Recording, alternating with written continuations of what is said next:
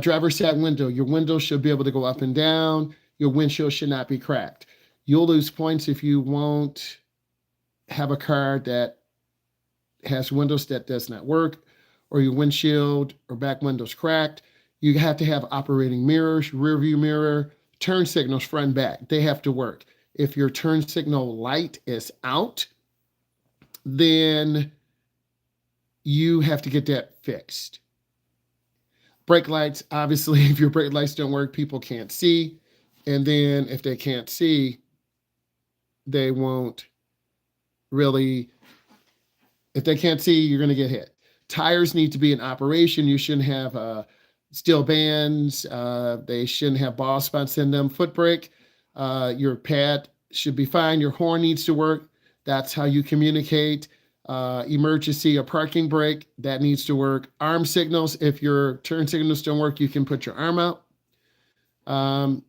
Your windshield wipers, they may say turn on the wipers, defroster, emergency, flashers, headlights, obviously, passenger door, glove compartment, and seatbelt. Those things make up your pre-drive checklist. And, we go through that. I have you come in, close your door, put on your seatbelt.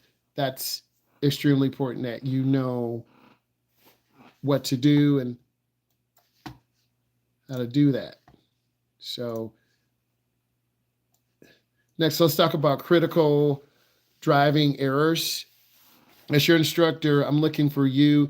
Don't hit the curb.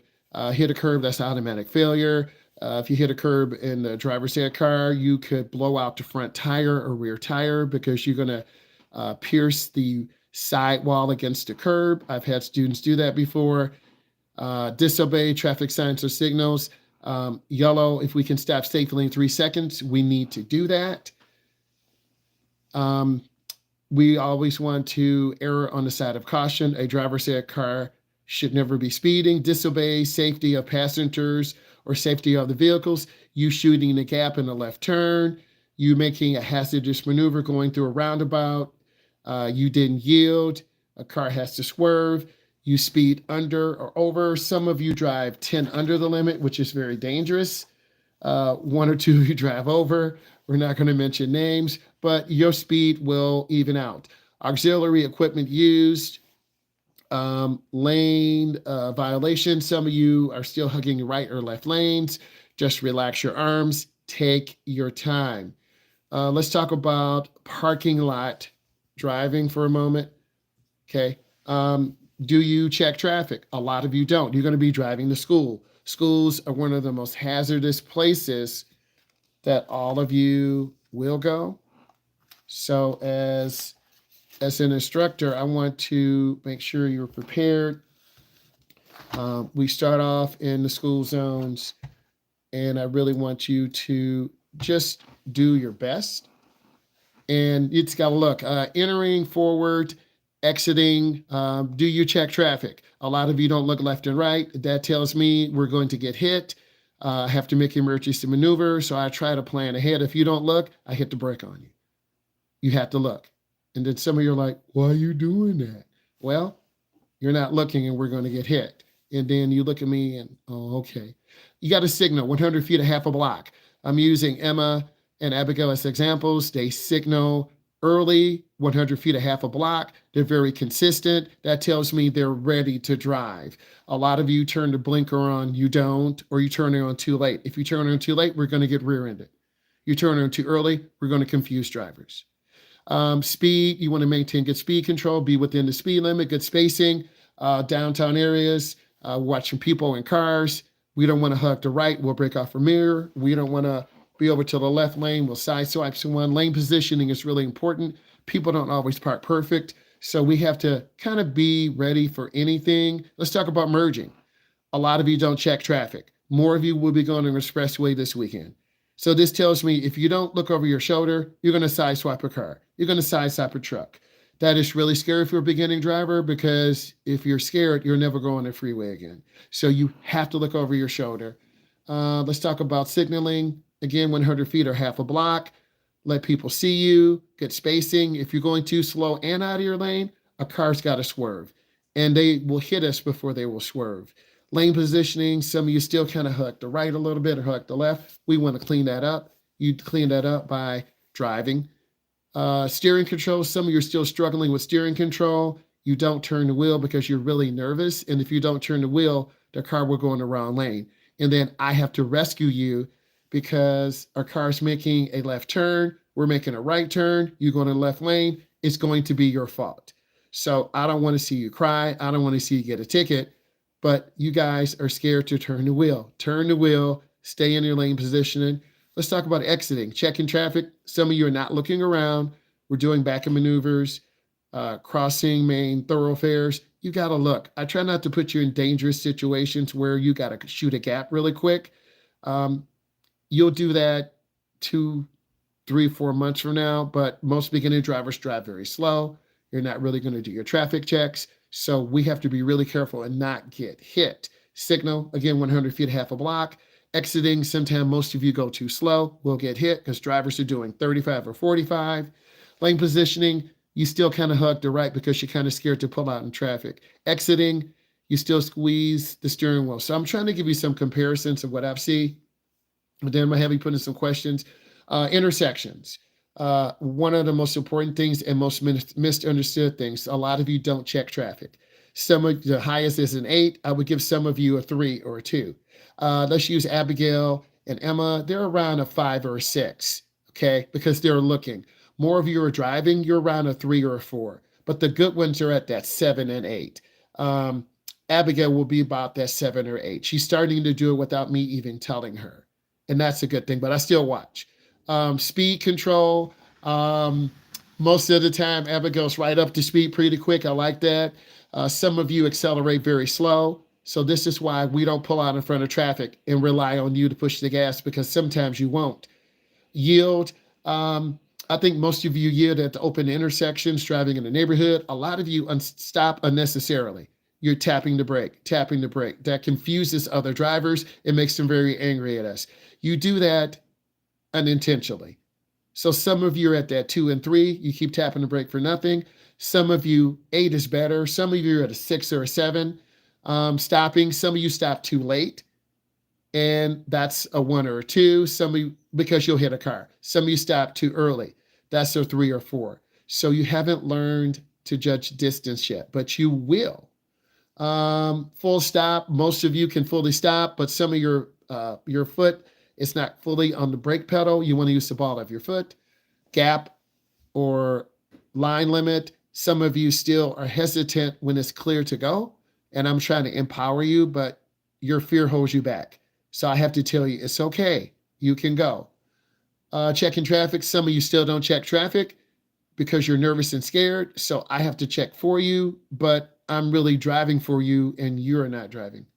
So you have to take that initiative to really look, because I want you to drive. Mom and dad want you to drive. But the first and second lesson, I'm kind of holding your hand, putting you through the process, telling you when to turn, how to turn, where to look.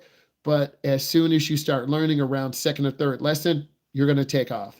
Business and residential, business. Hold on, my mouse is acting up. Okay, business, residential, downtown areas, you got to check that traffic. You got to see where you're going. You got to have good spacing. There are delivery trucks, lane changes. Some of you are not looking over your shoulder, or some of you look over your shoulder too long and you drift out of your lane. Some of you hug the right or left. Everyone's a little bit different. Backing, you guys don't look out of your back window. And then you're going to back into something. You got a signal. If you're backing into the right, you should turn on your right turn signal. If you're backing to the left, turn on your left turn signal. Parallel parking, we work pretty hard on this. We line the car up. We turn the wheel all the way to the right. Most of you can do that, but we still have to work on it. Turns, this is the biggest area where I see all of you need help, is turns. Some of you don't check traffic. We're going to get hit. And us making left turns, I don't put your ability in my life. I tell you what to do. And as I should, because I'm your instructor. I tell you when to go. I tell you when it's clear, because you might guess and we get killed. Right turns are a little bit more forgiving because traffic is coming across our face, but a lot of you still don't look. And if you pull out in front of a car and we get hit, it's your fault. You have to signal. a lot of you freeze. And I know this from experience. I'm trying to help you. Lane usage, some of you are in the wrong lane. I try to set you up. Some of you still stop unnecessarily because you're nervous. You don't know what to do. We want to pull up to the middle of the intersection. When it's clear, we yield, we look, we check, we go. Stopping, some of you stop too late, meaning you go past the stop line and a crosswalk, or some of you stop too early, a block, a lot like a car length away. Some of you with the gap, you panic when you should be going through. Turn completing, some of you still don't check traffic. You might have to yield for a pedestrian. A lot of you turn too short. You're going to hit the curb. And some of you turn too wide, making that right turn, and you are scared to turn the wheel, and you go in the wrong lane. Driver improvement checklist. Do you stop behind the line? Most of you do. Make a smooth stop. Some of you still slam the brake. Next. Lane usage. Some of you are still in the wrong lane because you don't know, you don't have the experience, you hesitate a little bit. I'm just telling you the truth. Some of you still make too wide of a turn, and that's because I didn't work you hard in the second and third drive, but drive 4, drive 5, drive 6. We'll make a lot of turns. We'll merge on the freeway. We'll take our time. Hey, if this is bringing you value, give it a thumbs up. Next, do a lot of you drive too far to the right? If we're going to really curve your road, you're going to go off the road because you're looking down at the line. For right turns, use most of the right of the lane. Some of you still are in the wrong lane a little bit. Lane changes, you don't cancel your blinker. You look over the wrong shoulder, which is normal. You create a space cushion after completing. So when you make a turn, you want to have space. A lot of you go too slow. I'm erring on the side of caution. A few of you go a little too fast. Traffic checks. Abigail and Emma have driven almost the most, and they make good traffic checks. So you've got to make those traffic checks. Vehicle control, some of you still kind of jerk the wheel a little bit. Use turn signals when pulling from the curb. You've got to use that blinker. Keep an adequate space cushion with the vehicles. Most of you do that. Some of you still slam the brakes because you're nervous or you're wearing the wrong shoe, wear a thin sole shoe. Some of you oversteer, and some of you do understeer a little bit too because you're new.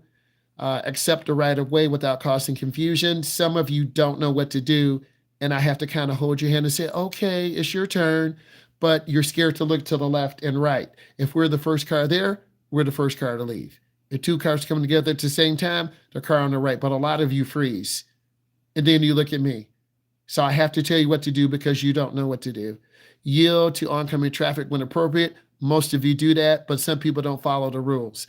I need you to type in 3 things you learned from looking at this driver performance evaluation score sheet. Please take a moment, type in 3 things you learned or what you need to improve on. I'm really trying to help you, make you a better student, and that's part of my job as your instructor. So type those in.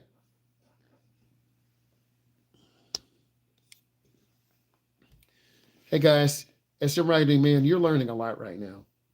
And it's really important that all of you understand that we're trying to grow you, make you better drivers. This is just a sample of some of the things I'll be putting together in a PDF file, and I could deliver this to you. This is your own checklist. So if this is some of the information, and this is our session right now, if this is some of the information you want to learn about, then you need to be putting comments in. I think this would be very helpful for any driver. Beginning driver, intermediate driver, a checklist, because these are the checklists I go through when I'm driving teens, when I'm driving adults. It's very comprehensive. I'm looking for vision, turning, and this will make you better. There's a link in my bio. You can order an ebook. You can set up a coaching call with me. We're going to be putting more digital products in, and you need to buy these products because you want to become a good driver. And this is what the value is that of bringing. This is our classroom portion, the in-car portion.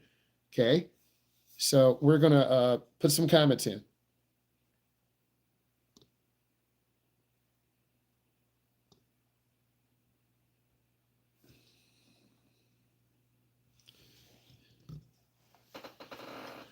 All right, I ask you guys to put some comments in.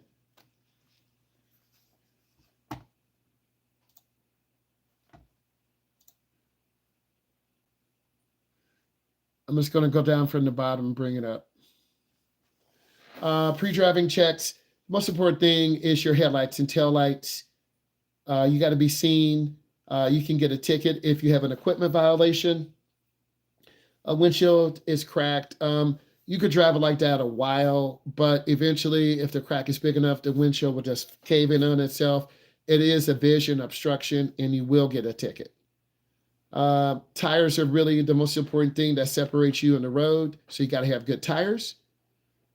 And I think having crispy, good headlights. Over time, headlights do get old. They don't shine as bright. You need to invest in some good crispy headlights. Sylvania Silver Star, that's a good brand name. They might cost $20, $25, $30 for 2 headlight bulbs. They're worth investing in if you can see on the road. And I think the biggest thing driving beginning drivers at night is vision. They're scared because you can't see. And I don't want to say I'm used to it, but I'm used to it.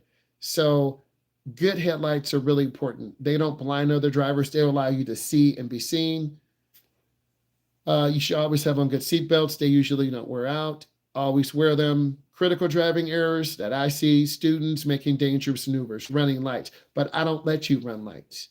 I will stop you because that's gambling with our lives. And I'm not going to let you gamble with me. So this is why we never get into those situations, because speed control is really important. If you drive too slow, we're either going to have to run a light or slam brakes. So I'm harping on you. Keep your speed up. Keep your speed up. Keep your speed up. And most of you do that. So now you understand why I'm harping on you to keep your speed up. Very few of you speed. Most of you do stop completely. Some of you do some rolling stops, and you're going to end up getting a ticket.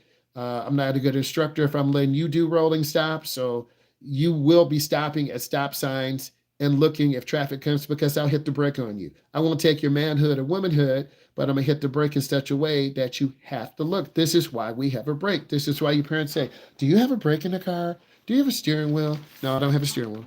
I don't let you strike curbs or objects, because my job as the instructor is to not allow you to damage the car and hit curbs. If you want to do that, you can do that with your mom and dad's car, and then they'll tell you really quick, you're not driving anymore. Entering the expressway, I make you get up to speed 55 or 60. If we're doing 30 in the middle of the ramp, we're too slow. We have to do at least 45 or 50, and in some cases, people are driving 70 and 75 miles an hour. So we're going to get ran over. Merging into traffic is probably the most scariest thing I've seen. A lot of you will freeze. Just like I pause, you'll freeze for 3 or 4 microseconds. And it's kind of in slow motion. You're scared. You lift. And if I see you lift your foot, I know we're in danger. So don't lift your foot when we're merging on expressway. Check your mirror. Trucks do come. Intersections. A lot of you still not looking. I'm being hard on you, because if I'm hard on you, you're going to be a really good driver. You're not really checking the intersections. I'm just giving you a bit of a review on this. You're not checking intersections enough. And if you don't check intersections enough, we're going to get hit. Cars run lights. Semi trucks go through yellow, red lights. Older people, no cap, don't see. Younger people, not paying attention. Stopping, a lot of people blow stop signs. I'm trying to build good habits. A lot of you don't check traffic. You don't understand the yield. So we drive in the neighborhoods to teach you what to do. Backing, we do back into driveways. We do 3-point turnarounds. Lane changing, most of you do check your blind spot. I hope this was helpful to you. Look at my videos. Bye.